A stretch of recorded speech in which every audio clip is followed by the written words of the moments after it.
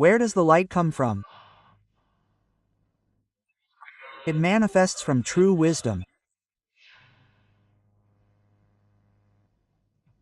Truly emitting light.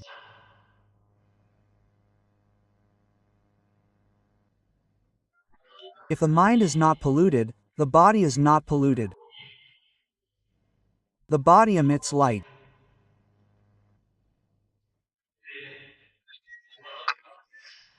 Therefore, where does the light on the Buddhas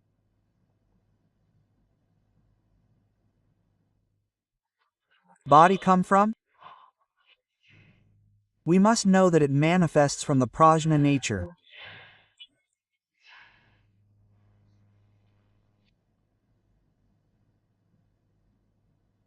Prajna wisdom is inherently complete within our self-nature. We and all beings have the Western Pure Land. All things emit light.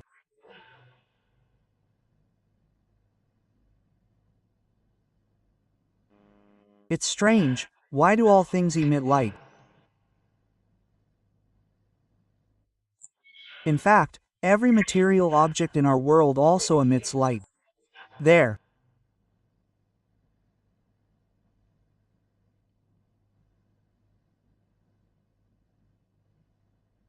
is no such thing as something that doesn't emit light. Why does it emit light?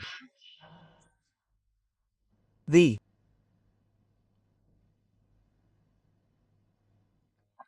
Avatamsaka Sutra explains it very well. Manifested by the mind, transformed by consciousness. The empty Dharma realm, all things, are the phenomenal aspects of our own true mind.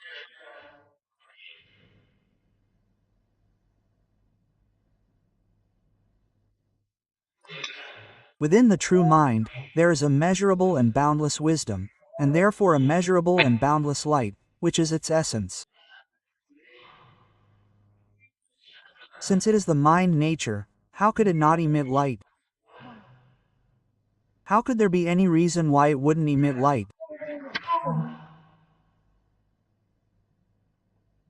It's very regrettable. Our light is currently obstructed. There is an obstruction to the light. What obstructs it? Afflictions obstruct it. Afflictions are like dark clouds, just like the sun in the sky. The sun is always bright. Today, in this area, it's cloudy and rainy, and we can't see the sunlight. It's not that there is no light, but that it's obscured by clouds. What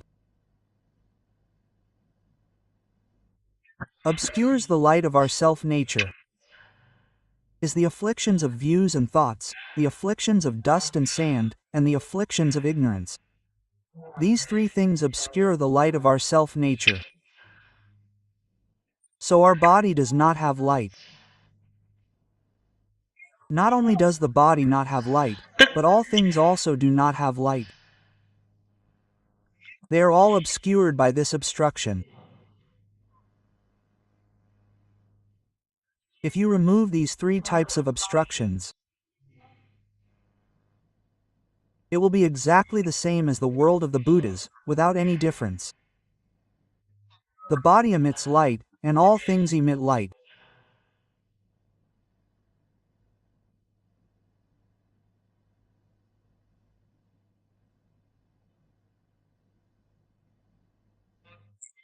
When I first started studying Buddhism, I really enjoyed reading the biography of Venerable Master Shu Yun. I was deeply moved after reading this book. I read through 10 chapters.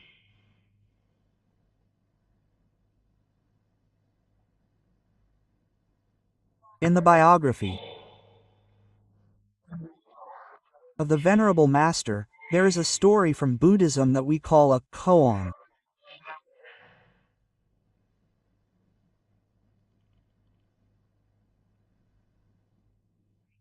One year, during the new year, the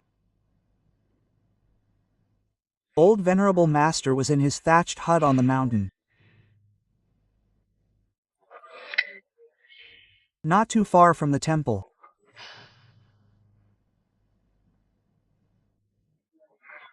Although not too far, it would still take half an hour to walk there, as there were no vehicles at that time.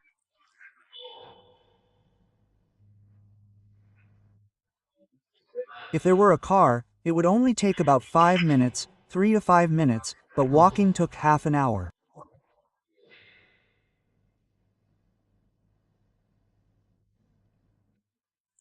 When he left the temple, he wanted to return to his thatched hut.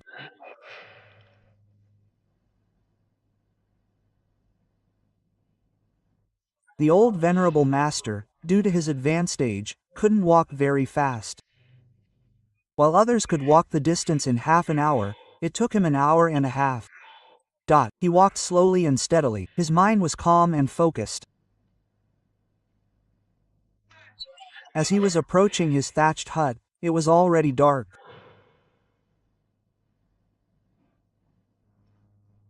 On the way, he met 2 monks.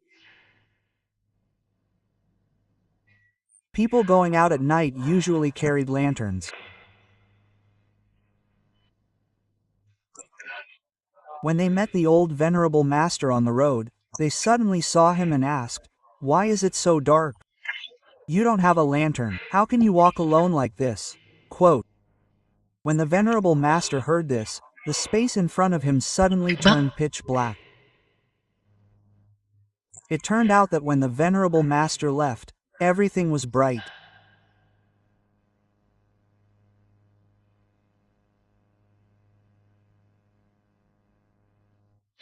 This demonstrates to us that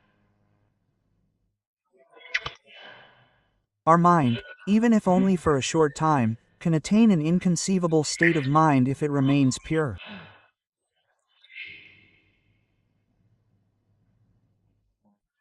That time for him wasn't long. We estimate it was only a little over an hour, 1 to 2 hours. When he left, at that moment, he maintained that state of mind. Why could he maintain it? He had no thoughts, no delusions, no zan miscellaneous thoughts, in his mind. Therefore, when he left the temple, the sky was still very bright. As he walked, the sky remained bright. He didn't see the sky getting dark at all. But as soon as someone mentioned and asked about it, what happened? Discrimination and attachment immediately arose. Without anyone prompting this statement, he had no discrimination, no attachment. He was in a different time and space. As soon as someone mentioned it, he immediately returned to discrimination and attachment. Before his eyes was a vast darkness.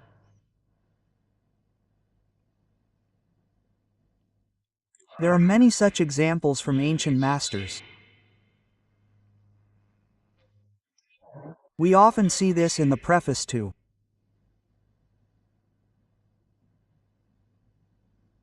the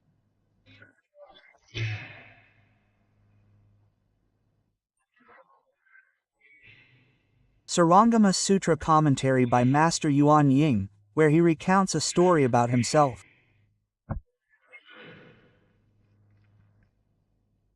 He was sitting in meditation in his room, his mind very pure.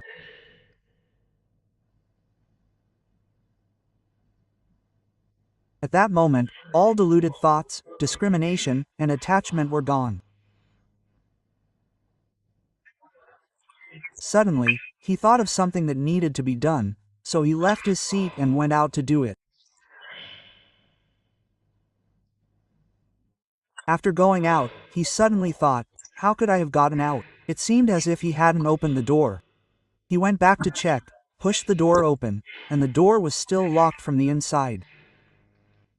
How could he have gotten out? Without deluded thoughts, discrimination, and attachment, he had no obstacles. The body is illusory, the door is illusory. What obstacle could there be between illusion and illusion? Of course, there would be no obstacle. But as soon as there is discrimination that the body is real and the door is real, then there is an obstacle.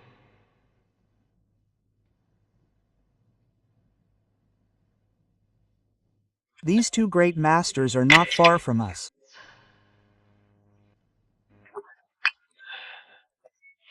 These great masters personally demonstrated to us that what the Buddha said in the scriptures is all true, absolutely not false. Today, we are harmed by deluded thoughts, discrimination, and attachment. This afternoon, Master Chong Wei from Chongchun Bai Guo Xing Long Temple called me. It was the same Master Ming Su who spoke here before. She was invited by a mountain spirit. At the border, she was stopped by our Dharma protectors. She couldn't cross the border.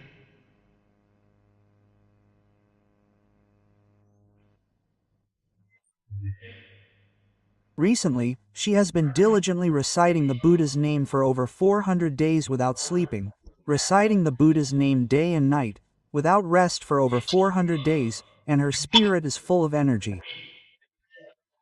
I heard her voice on the phone, and it was very strong. She hopes I will visit her in the Northeast. I said, I've had this wish for a long time, but the time isn't ripe yet. Perhaps next year I can visit her. Quote, since I couldn't go, she wanted to visit me. I said, welcome, welcome, welcome to Singapore. To give our fellow practitioners a testimony, quote, she is 65 years old this year, so why can she go without sleep for more than 400 days? Her spirit is so full of energy. We see here a lay practitioner, Ms. Xu Jie. I see that she is even more extraordinary than Ms. Xu Jie, showing us how they cultivate.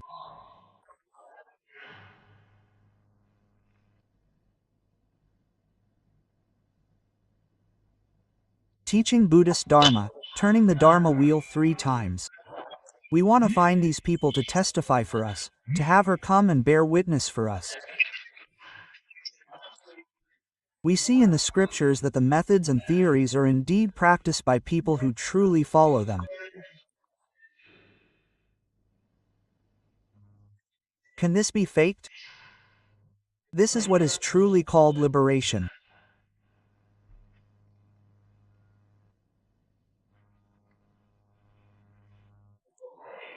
Eating 1 meal a day, not sleeping at night. Full of energy, there's no other reason, no distracting thoughts. No thought of self. Why are we so tired? We only work for a few hours. No, I can't, I'm too tired after working for so long. As soon as you think that, you immediately get tired.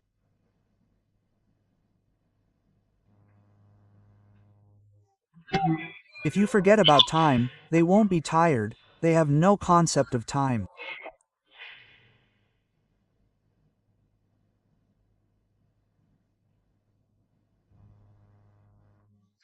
We see lay practitioner Xu Jie, she likes to read books. When she sees a book, she likes to read it. Sometimes she goes to bed at 2 or 3 in the morning.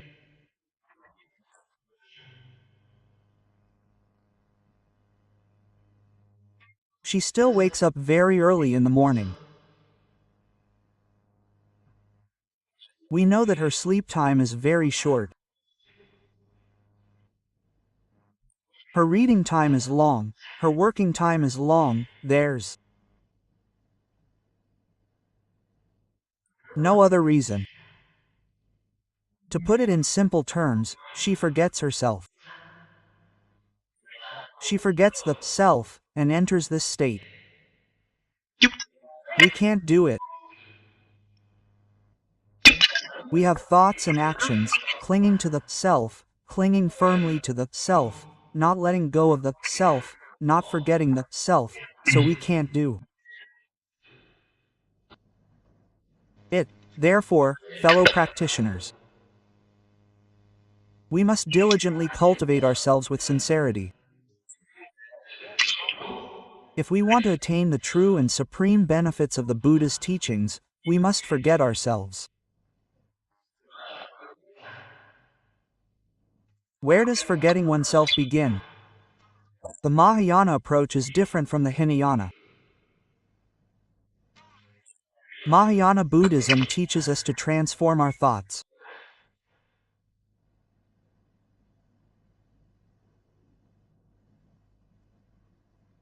Before this transformation, all thoughts were for ourselves. Every thought and intention was primarily for ourselves. Now, the Buddha teaches us to transform our thoughts, so that every thought and intention is for sentient beings. Never for ourselves. We must place all sentient beings in the first position. We came to this world to serve all sentient beings. Serving all sentient beings is not for ourselves. We must be servants, fulfilling our duties without enjoying privileges. Enjoying privileges means having a self. We must not enjoy privileges, only fulfill our duties. Laywoman Shu Jie did this. From the beginning, her thoughts and intentions were never for herself. They were always for those suffering and in distress. She spent her life serving the elderly, the sick, and the poor.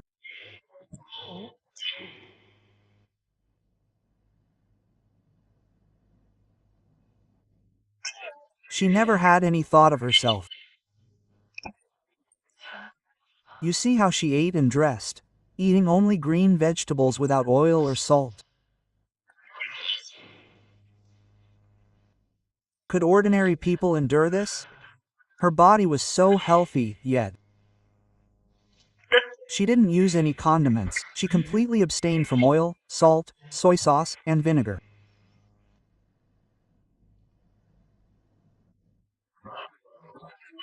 Eating only green vegetables, at most boiled in water without any flavor.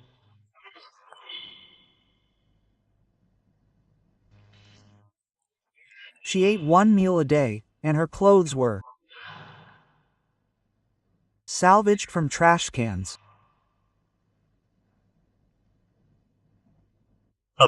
That day, layman Li Muyuan asked her, "Why don't you sew a new set of clothes? Why do you have to pick them from the trash can?" Quote. You've heard her answer.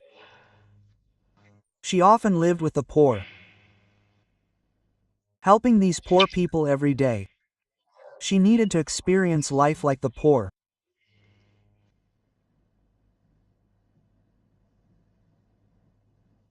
This is serving the poor and suffering. If you wear new clothes, your life is more abundant than theirs.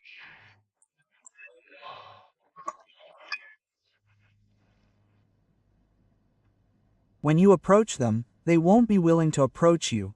Her manifestation for us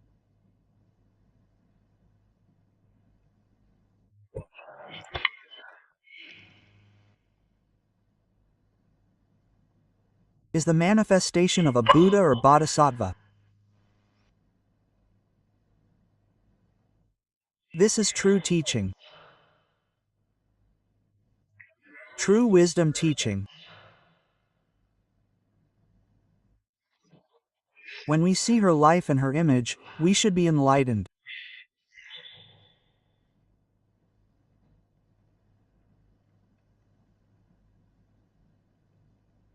Ordinary people in the world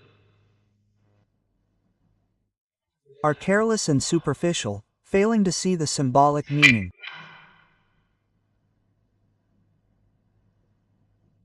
I see the wondrous aspect of her. Therefore, I praise her. As truly wealthy and truly noble in the world.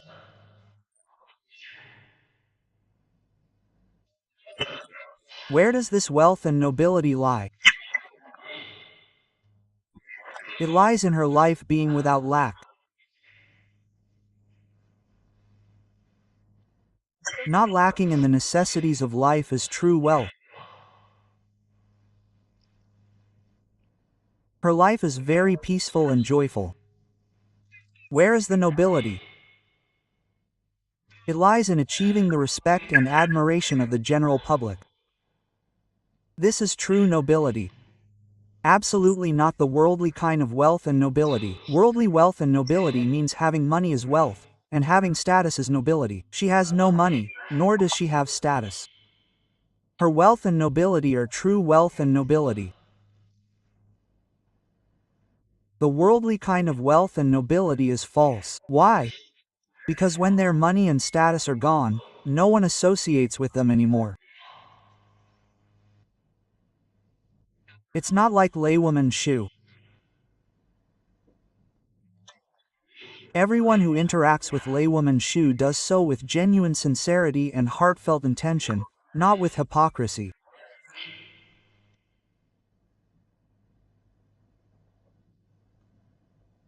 Therefore, we must know that luminosity is inherently complete in our true nature. The Buddha's world is like this, and theoretically, our world should also be like this. The loss of luminosity, in reality, is due to deluded thoughts, discrimination, and attachment, which in Buddhism are called ignorance of views and thoughts. Because of these things, luminosity is obscured. As long as these things are eliminated, the luminosity of our true nature will immediately be restored. Yes,